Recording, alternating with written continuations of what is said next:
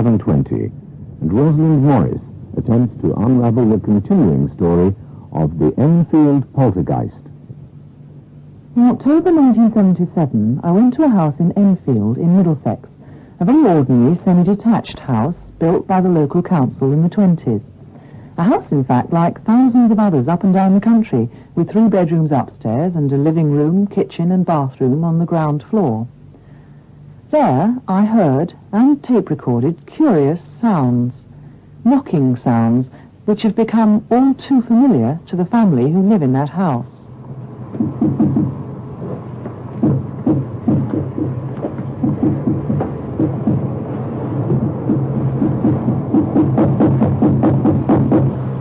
First, 1977. Mrs. Peggy Hodgson, who's divorced from her husband, was spending a normal evening at home with her children, Margaret, Janet, Johnny and Billy. But around 9 o'clock, just after the children had gone to bed, Mrs. Hodgson noticed some strange things happening. There was a noise in the back bedroom, this shuffling, like a piece of furniture shuffling along a floor, a linoed floor. And I spent about an hour or more trying to locate the noise and switching the light on and off, but it seemed to start up when the light was off and stop when the light went on. I know it sounds a bit silly, but I was trying to find out what it was. I was standing in the doorway while the children were in bed. Mrs. Hodgson, now thoroughly alarmed, got the children up and turned to her next-door neighbour, Vic Nottingham, for help. He works as a roofer, and he thought perhaps it was something in the structure of the house that was causing the noises Mrs. Hodgson could hear. All I could hear was this here knocking, and I didn't know what it was, no idea what it was. It was just a strange knock on the wall. I went up the stairs, and as I went up the stairs, this knock followed me. I got 3 knocks, 3 distinctive knocks on the wall. I carried on up the stairs, went into the bedroom, got into the front bedroom, 3 knocks on the wall again. Strange, I thought to myself, I'm beginning to shake. So I goes in the back bedroom, same thing again, knocks followed me.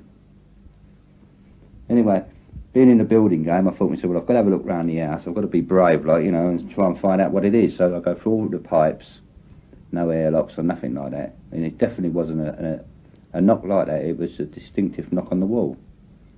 So I goes in back downstairs again, I says to Mrs. Hodgson, I said, I've just gone in my house a minute, I said, I'll go and get my son, and the granddad was there. So 3 of us have gone in the house now. We go up the stairs, and I go into the front bedroom, my son goes in the back bedroom, and granddad goes in there, and we all get a distinctive knock. Not just one, but one in each room. So of course by this time, I think we're all got a shake on now, we're all frightened. So anyway, we come downstairs, and I said to Peg, I said, look, I said, Mrs. Hodgson, there's something definitely strange in your house. I said, the best thing for us to do, I said, you'll come into my house. I said, we phone the police. So anyway, we phoned the police up, and they said straight away, have you been drinking? So we said, no, definitely not. Like, has the people in the house been drinking? He said, no parties or nothing going on. So he said, I can't come down tonight. I said, well, look, I said, there's a mother and 4 children. I said, no father here. I said, and there's something very funny in the house. I said, I'm afraid you've got to come down and see us.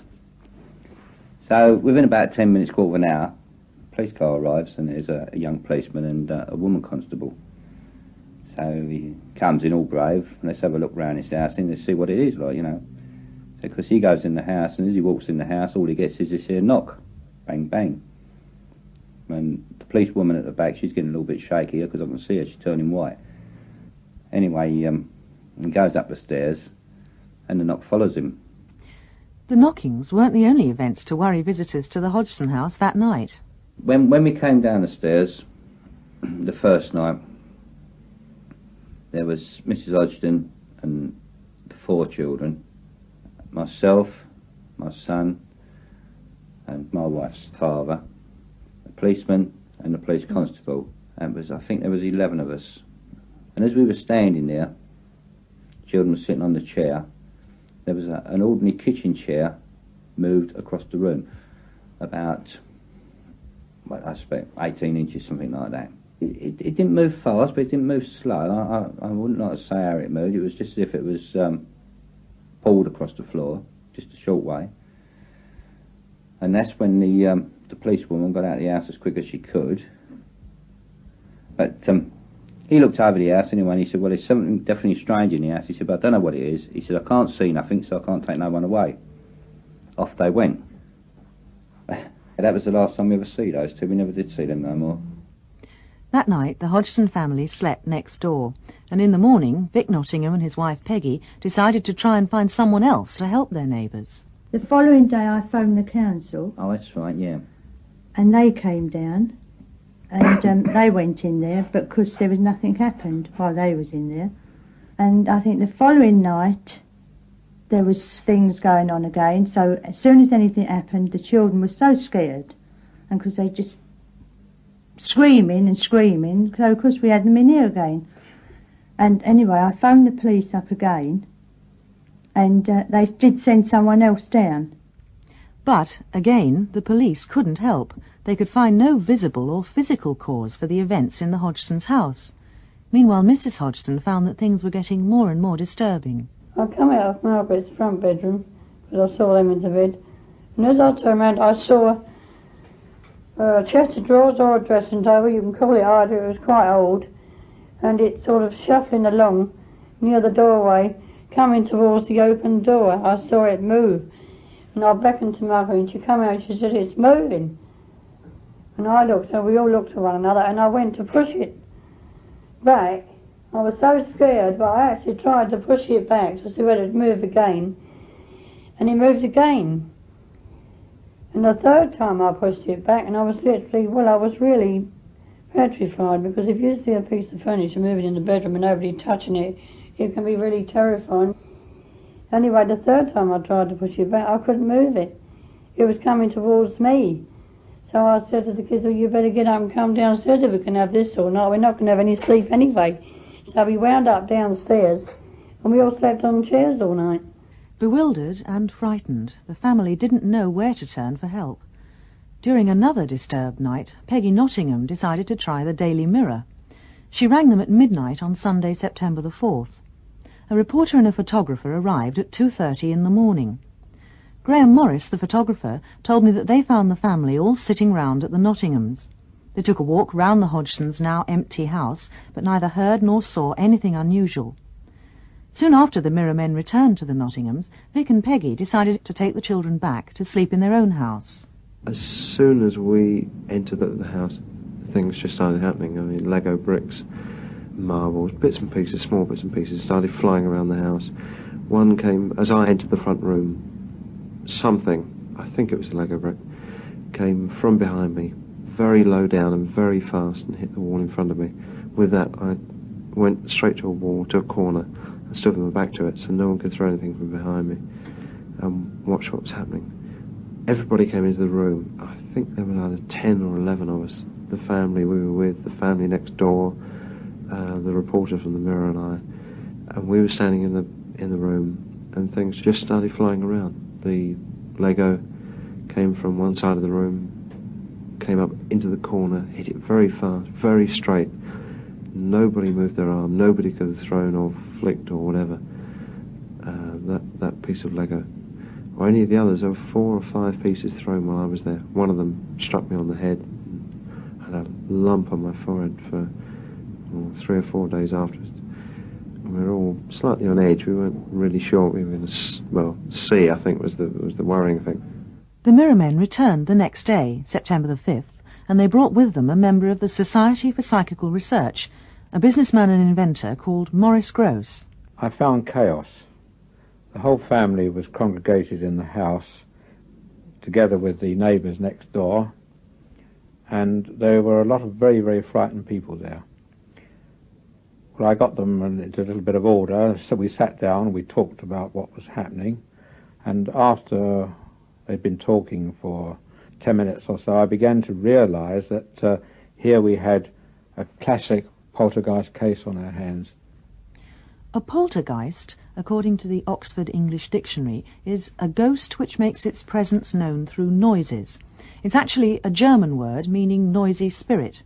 It's generally attributed to Martin Luther, who in the 16th century coined the word to refer to a noisy and, as he termed it, demonic presence. Poltergeist activity was first defined or distinguished from ghosts in the early 19th century, when English researchers into this obscure area began using the term to refer to cases in which knockings and unusual noises were heard, and where, in a majority of examples, crockery and other objects were thrown or moved about by some apparently invisible force. These cases often involved children around the age of puberty who were separated from one or both of their parents, either by death or by being forced to work away from home, for instance as servants. At the time when poltergeist-type activity began in Enfield, 2 of the Hodgson children, Janet and Margaret, were around puberty, and as I've said, living apart from their father. They were in a very, very frightened state. I don't think they were even thinking about explanations. A poltergeist had been mentioned, I believe, by one of the newspaper men. So this word was being bandied about. But they didn't even know what the real word. In fact, the children were calling it a poltergeist. They didn't even know the name. But I told them that there was really nothing to be frightened about. I said it was probably the family themselves who were exerting this force. I didn't theorize too much, but I had to give them some explanation to calm everybody down. Maurice Grosse has been interested for many years in incidents which are often described by the term paranormal, but the events in Enfield were his first chance to study the possibility of such occurrences at first hand. Within a fortnight he was joined by another member of the Society for Psychical Research, Guy Playfair. He's a writer on paranormal events, including poltergeists, and at first he was reluctant to go to Enfield. He was far more keen to take a much-needed holiday after finishing his latest book. I was fully intending to go up there, expose the whole thing as a fraud, tell Maurice to do his homework and so on, and then go off on my holiday. That's what I wanted to do. But when I first went, I realized that everything Maurice had told me was absolutely true. It was unmistakably a genuine case, and the reason I say that is that the family concerned would have had to have done a great deal of research to know what to do. See, if I want to fake a poltergeist, I can do a pretty good job, because I've studied these things fairly carefully, and I've been on 5 myself, and I've read a lot of cases. I've talked to a lot of people who've been involved in them. But this particular family, they haven't got a single book in the house except the Bible, and children's books, and a few sort of pop fan club magazines and so on. They're not students of the paranormal. There are about 10 to 15 types of events which normally occur on poltergeist cases. All of them have occurred at Enfield. Poltergeist cases do follow recurrent patterns. Maurice Grosse and Guy Playfair have by now spent many thousands of hours with the Hodgson family, listening to the family's own accounts of what's been happening in their house, and also tape recording events as they've occurred. I first visited the house on September the 10th, 1977, and it was on my second visit a month later in October that I was able to hear and to record the knocking sounds that you've already heard. That evening, the Hodgsons were trying to get to sleep in the front bedroom of the house, a room facing onto a main road. Although the house has 3 bedrooms, the family at that stage preferred to sleep all together in the same room. Johnny Hodgson was away from home at a special boarding school, so the family consisted of Mrs. Hodgson, Margaret, Janet and Billy. While they were attempting to settle down to go to sleep, Mrs. Hodgson's brother and his wife and son were with me on the landing of the house, while Guy Playfair was downstairs in the main living room. That's the room directly beneath the front bedroom. We began to hear knocking sounds at about 10:30, and they appeared to be coming from the floors and walls of the upper part of the house. This is what they sounded like when they started.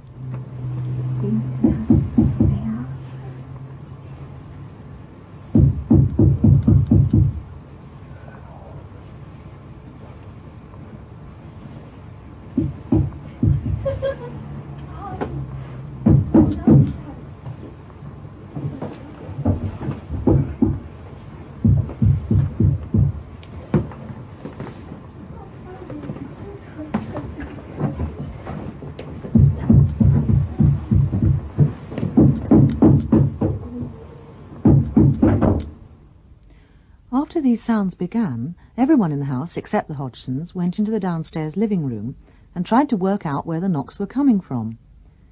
Suddenly we heard a crash upstairs, and I went up to the front bedroom with Guy Playfair to ask the family what had happened. Oh no, it's banging it hit me on the face, something did. Yeah. She slapped me in the face and she's been slinging things. Yeah.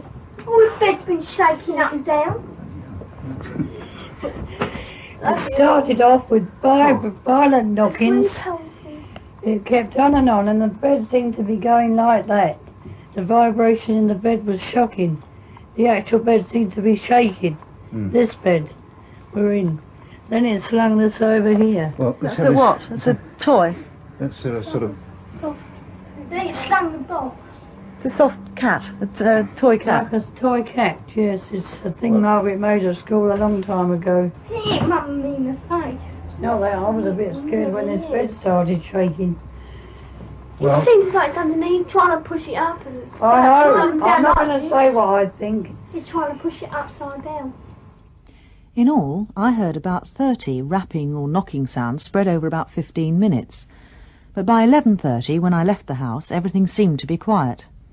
Mrs. Hodgson, as you've just heard, was cautious after 2 months of all this activity about expressing theories.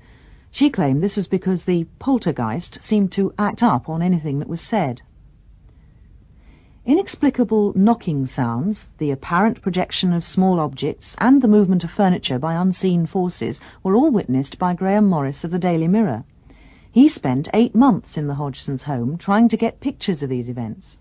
He rarely succeeded, and he sometimes found that the activity, however it may be caused or constituted, had strange effects on his equipment. We had 3 flash guns set up in one room to photograph various bits and pieces. And on setting them up, they were all fully charged that day. Turning them on, they should have just stayed fully charged. They lost their charge. Over hours of use, obviously, they're being discharged, but to turn them on and for a fully charged battery to be drained immediately is, as far as I'm concerned, impossible. Unusual things also happened to some video equipment which was briefly installed in the Hodgsons' home in September 1977 by 4 engineers from Pi Business Communications Limited. They were invited into the house by Maurice Gross, and they hoped that by using automatic cameras they might be able to film some of the happenings on video cassettes.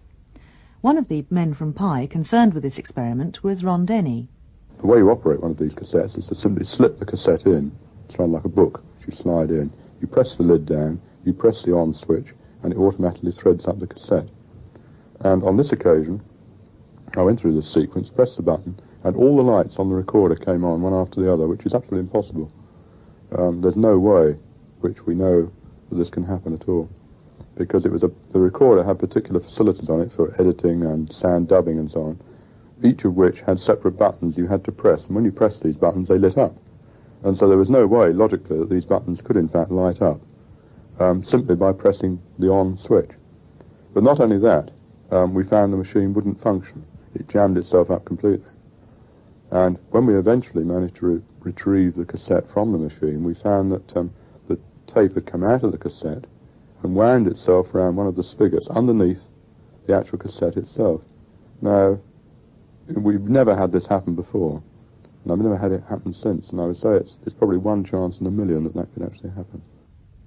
The 4 men from Pi, all working voluntarily and in their spare time, made 3 visits to Enfield and recorded 20 hours on videocassette, but caught nothing unusual.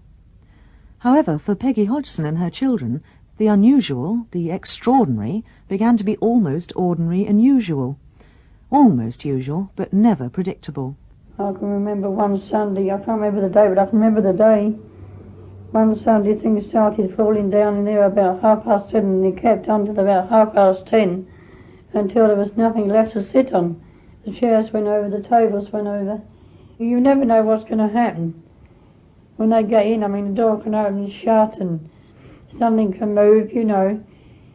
There was one instant where I was doing some sausages. I've got so many in the frying pan and some under the grill because I can't eat fried stuff. And I'd got 1 too many in the pan, and Margaret and me were standing there and I'm counting them, and one jumped from the pan onto the grill. And these things, they happen so quick. It's sort of like that. Nobody touches anything. It's almost as though someone's standing there with an invisible hand and lifting it from one place to the other.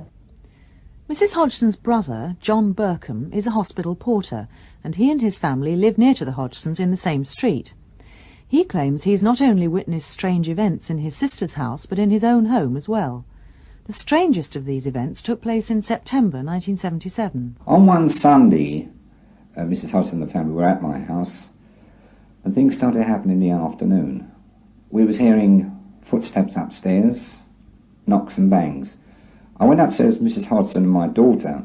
We looked in her bedroom just in time to see the drawers in her dressing table opening and closing literally in unison, coming backwards and forwards. We went into our front bedroom where the wife and I are asleep. The curtains had been pulled. Up there I have a 22-inch television which had been revolved round at an angle of about 45 degrees. By October, more than 6 weeks after the family first began hearing and seeing disturbing events in their house, Mrs. Peggy Hodgson was worn out, both by nervous strain and by sleepless nights. She caught pneumonia and had to spend a week in hospital.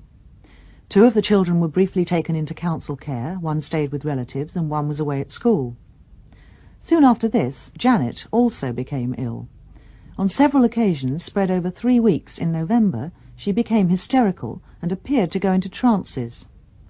She was seen by 4 doctors on 4 different occasions, and all gave different diagnoses of her condition. New and even stranger developments took place in December 1977. In that month, deep, gruff voices began to be heard in the house. These appeared to come from Janet and Margaret, who were then 11 and 12. On January the 26th, 1978, I made a long tape recording of the voices of Janet and Margaret. What you're about to hear are extracts from that recording, and the hum that can be heard on this tape comes from a videotape machine which was also recording at the same time. Maurice Gross started the conversation on my behalf.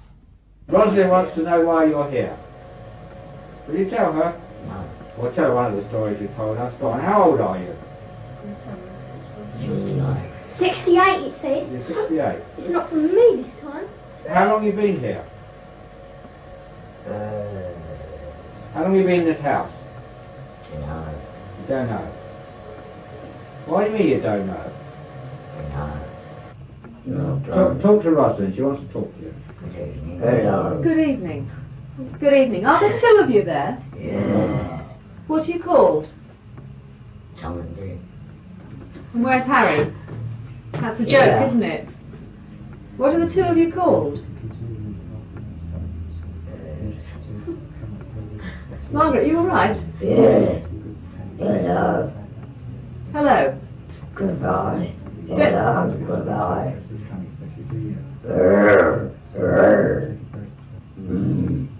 Also, Oh, God. he's going. Does that happen often, Janet? Yeah, it always swears. Yeah, come here. It's all swearing, yeah. Most of the time.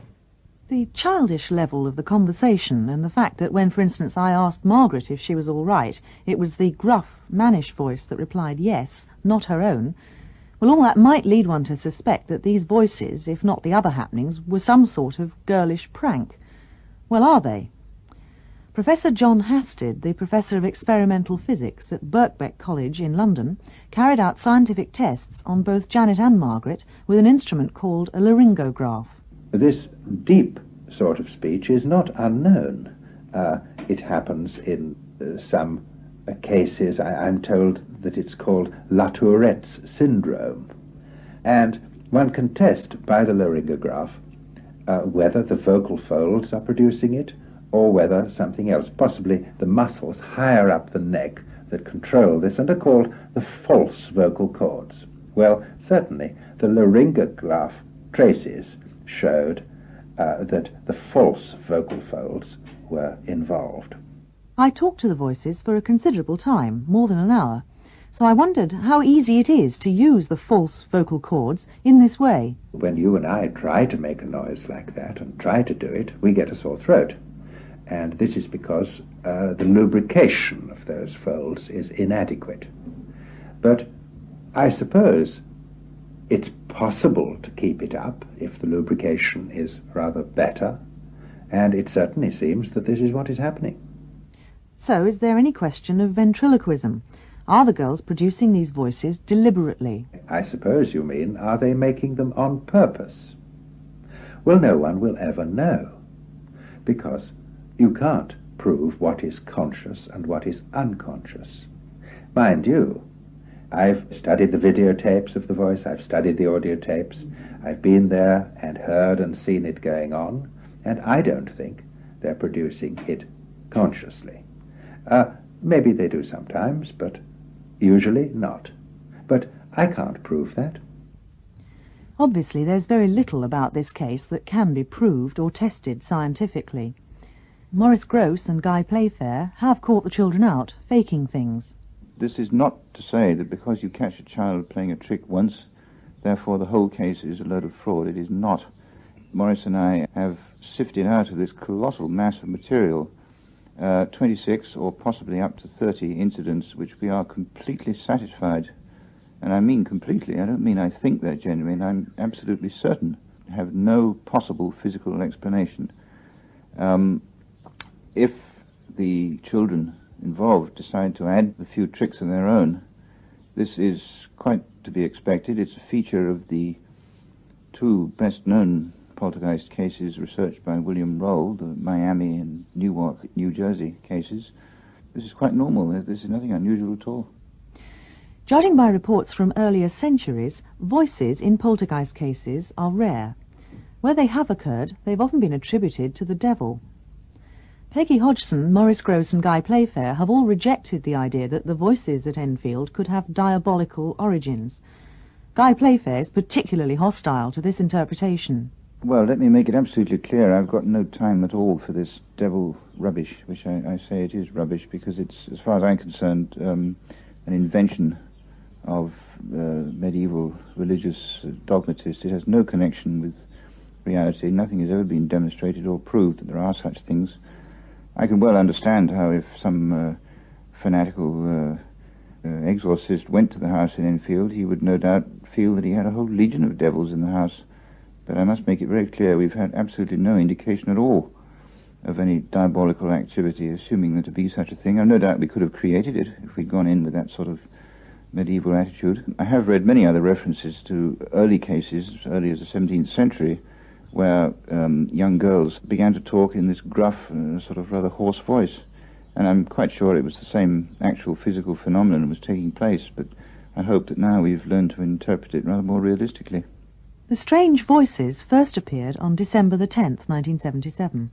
A few days later, events of an even more extraordinary nature took place. Mrs. Hazel Short is a school crossing warden, a lollipop lady, and on December the 15th, 1977, she was on duty as usual on the crossing very close to the Hodgsons' house. The house has a school opposite to it, and Mrs. Short had been on duty at the crossing at 9 o'clock that morning. She returned at 11:45 for her lunchtime duties, and she was walking towards the crossing when something about the Hodgsons' house caught her eye. And on the roof, I could see a red cushion, a fairly big one. And I saw the daughter of the house, Margaret, the oldest girl, standing outside, so I asked her what the cushion was doing on the roof, being nosy. So she said that they hadn't got a clue how it got up there because the windows were closed. So because we were standing there talking and kept looking up at it, all of a sudden I heard a bang and see a book hit the front bedroom window, and that was followed by a pillow, candy striped pillow, then a book, then the pillow again. And I was standing there looking, and all of a sudden I saw the middle girl, Janet, going up and down in front of the window. Well, I thought that she was jumping up and down off the bed, but when I looked, she was horizontal, going up and down with her arms and legs going everywhere. And I suppose she did this about half a dozen times, and then it stopped. Then I had to cross over because the children started to come out of the school. But it was frightening. I will say that. It did frighten me. I didn't think I would be, because to be truthful, I thought it was all, well, not phony, but, you know, if you don't know anything about anything, especially things like that, you tend to be a bit sceptical. And, well, after that, I'm afraid I wasn't sceptical. It did frighten me. Put the wind up me, something terrible, to be truthful. Levitation by Janet, or what appeared to warrant that description, was also witnessed on the same day by a local baker's roundsman, Mr. John Rainbow. He was delivering bread from his van when he too saw the cushion on the roof and saw Janet at the window. Before that day, I would never have believed anything about it, although I'd heard, various rumours about what had been going on in the house. The child appeared to float half around the room. At the same time, the curtains were blowing into the room as if there was a draught, although the windows were completely closed, so it wasn't the draught from outside that was blowing the curtains into the room. It was obviously something from inside that appeared to be drawing the curtains up off the window. And the articles and the child appeared to be revolving around the room in a clockwise direction. The child's arm banged against the window frame twice, and I was frightened that the force that she banged against it, that the window frame would have gone. I fully expected her to drop into the road. I was frightened, there's no doubt about it. A key figure at Enfield on this particular day was David Robertson, an undergraduate who's studying the activities in the Hodgson home under the direction of Professor Hasted. Janet and Margaret had said, almost since the beginning of the extraordinary events at Enfield, that they sometimes found themselves being pulled, pushed, or thrown about by an invisible force. Later, they claimed they'd sometimes floated for short periods, although no one else witnessed this.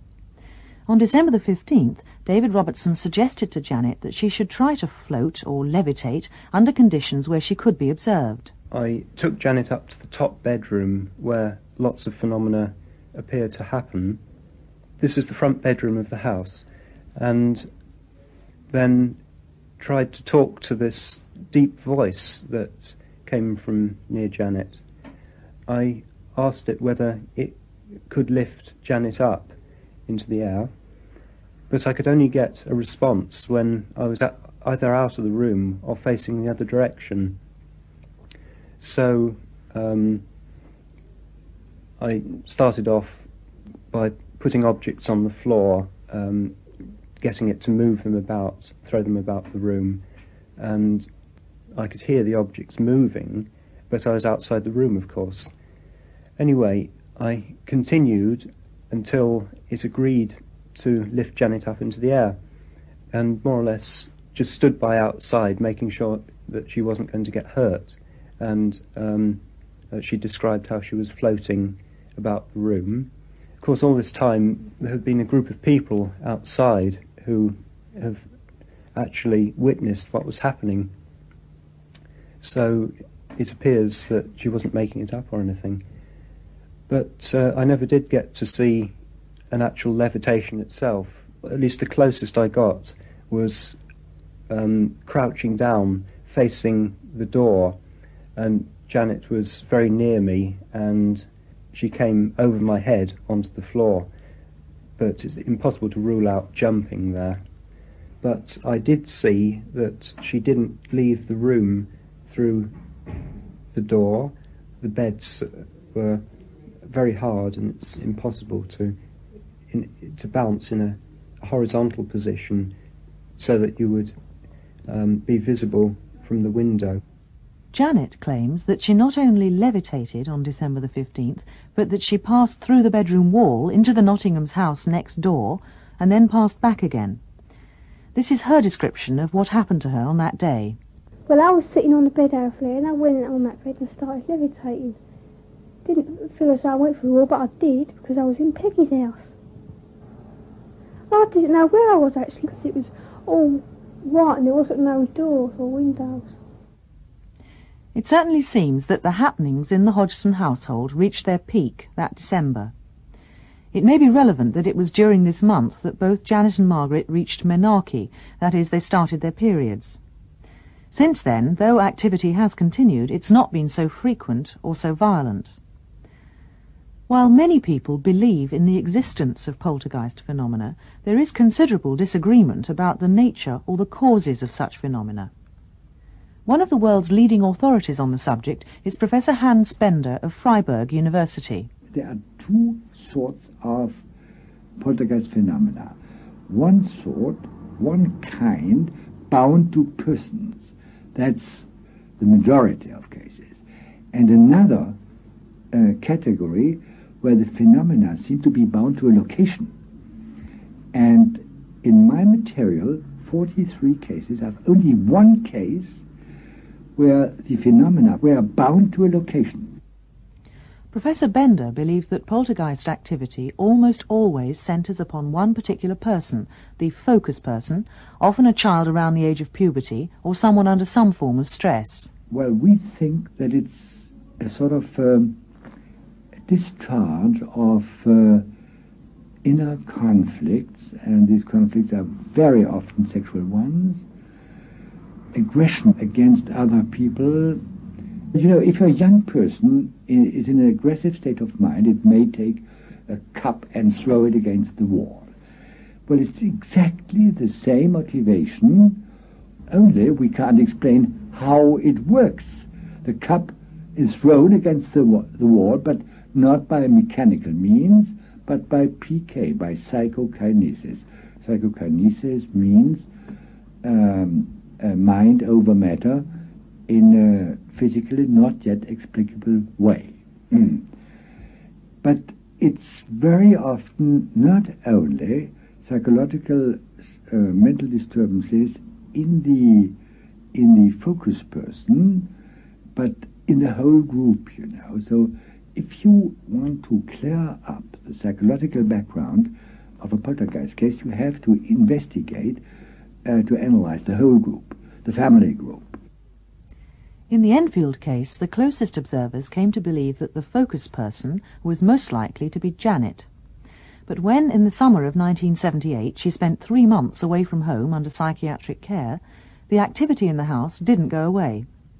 Will it ever stop? Maurice Gross. Frankly, we've tried everything in the book, everything that is written down to say you should do so-and-so and so-and-so to stop the phenomena. The only thing we haven't done is called in an exorcist.